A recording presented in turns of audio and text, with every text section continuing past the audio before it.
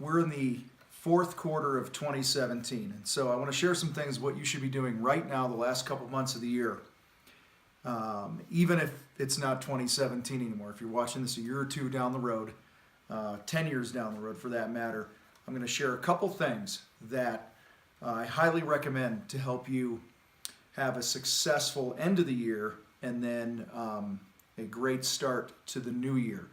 Okay, so the first thing is make sure that you have your paperwork in order right now. Don't be that guy that at the end of the year takes this big box of shit and hands it to your bookkeeper or your accountant. And I just burped, sorry.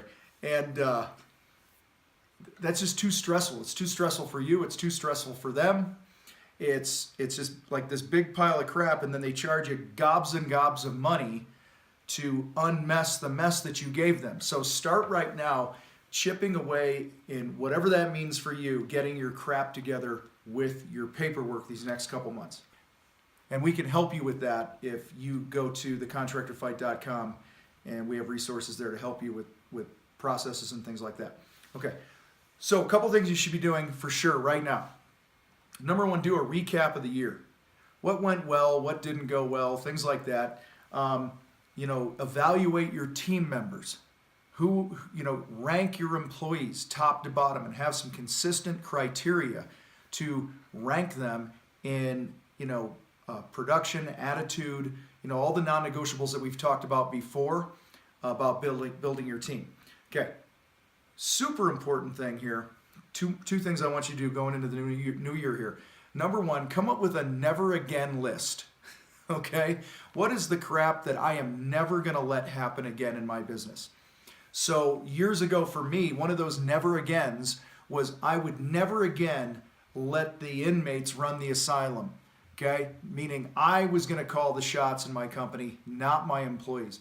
There was a point in my time where I literally fired 7 guys in about 20 minutes, and I had 12 employees at the start of that 20 minutes, and I ended up with 5 left. And I made a commitment that I would never let things get to that point again in my business. And when reality is I didn't take control. So whatever those never agains for you are, I'd love to hear what they are. Type them in the comments below. Okay, second thing before I wrap up here today is what are your non-negotiables going to be going into the new year? Now is the time to start thinking about them. Okay, maybe it's a non-negotiable that I am going to have my numbers in order. I'm not going to be a mess and have that big box of crap to hand my accountant this time next year. I'm going to put a budget together, and I'm going to follow the budget. I'm going to make X amount of salary for myself, or I'm only going to take on this type of work or jobs that fire me up, and I'm not going to allow customers to bully me. Whatever those non-negotiables are for you, put those on paper as you approach going into the new year as we wrap up this current year and go into the new year. All right, so there's a couple things that you can do right now as 2017 comes to a close to help your contractor business, not only right now, but into the future. We'll see you next time on The Fight.